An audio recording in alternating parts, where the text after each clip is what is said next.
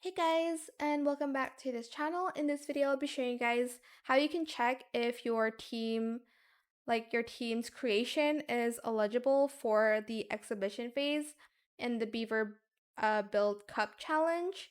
So select the Beaver selection there, and then you'll see it's already eligible for the exhibition phase because our build rating is above 1,500. So your build rating needs to be above 2,556. Also, the team currency needs to be enough. So right now, so it was at 10,000 currency, but I think it went up because we added more stuff.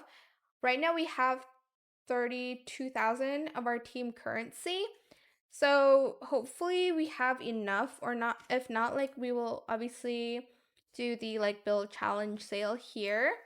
But basically, you do need to stock up on these fresh sprouts to see if your um building your build is eligible for later. So again, make sure your team currency and build rating is enough for it to be eligible for the exhibition phase.